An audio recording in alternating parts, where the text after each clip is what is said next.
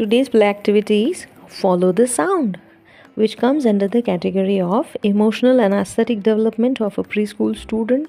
So this play activity can be shared with the preschool teacher or parent who have the children of the age group 2 to 6 years. The objective of this play activity is to match movement to specific sounds and to learn to dance. How we have to play this activity? Demonstrate a few movements to appropriate sound. For example, a soft, a slow sound for a gentle breeze, a quick beat for a train, a heavy one for an elephant. Repeat these few times and let the children learn them well. To play the game, make the sound and tell the children to listen carefully and make appropriate movement. As you keep changing the sounds, the children must also change their movement. Soon the children will be dancing. One variation is possible here. Tell a story and ask the children to move their bodies to suit the different sounds they hear in the story. For example, it was raining. First a drizzle, then there was a heavy rain and a strong wind. The trees were swaying, etc. You can ask the children to accompany you with the body movements and action for the sounds.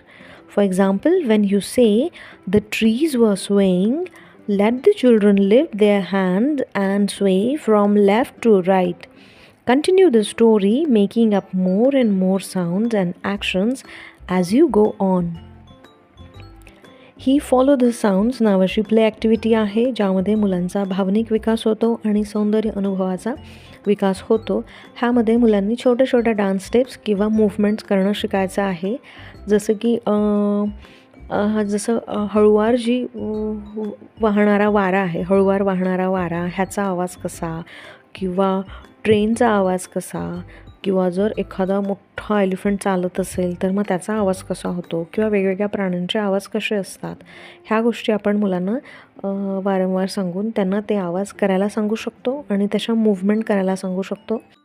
आणि हे वेगवेगळे आवाज एक वेळ मुलांना लक्षात आले, मग आपला गेम सुरू झाल्यानंतर मॅम फक्त त्याचं नाव घेईल, त्या व्यक्तीचं किंवा त्या गोष्टीचं, की जसं हळुवार वाहणारा वारा कसा असतो. मग असं म्हटल्यानंतर मग मुलं ती मूव्हमेंट करतील, की वारा वाहताना कसं आपल्याला कळतं, की जसं हात वर हलवून असं काय करू शकतात मुलं.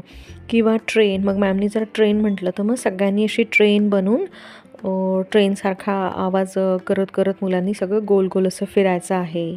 किंवा वेगवेगळ्या प्राण्यांचे, जसं मॅमनी डॉग म्हटलं किंवा कॅट म्हटलं तर मग सगळ्या मुलांनी डॉगची मूव्हमेंट करायची आहे, आणि कॅट म्हटल्यावर मुलांनी कॅटची मूव्हमेंट करायची आहे, की कॅट कशी करते. किंवा वेगवेगळे प्राणी असेल, हत्ती कसा करतो, मॅमनी जर हत्ती म्हटलं तर मग सगळ्यांनी हत्तीची अशी ॲक्शन करत करत चालत यायचं आहे. आणि ह्याच्यामध्ये एखादं व्हेरिएशन असं होऊ शकतं, की मॅमनी एक स्टोरी सांगायची आहे छान, आणि त्यामध्ये वेगवेगळे असे आवाज येतील अशी एखादी स्टोरी सांगायची आहे.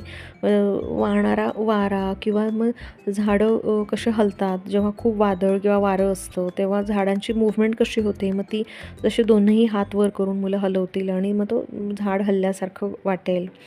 त्यानंतर मग पाऊस पडायला लागला, एक एक थेंब पडतो, किंवा मग भराभरा असा खूप पाऊस पडतो, जोरदार पाऊस येतो आणि भरपूर असं वादळासारखा वारा फिरतो. मग त्यावेळेस कशा मूव्हमेंट्स होतात, इकडून तिकडे आपण झाडं कसे हलतात.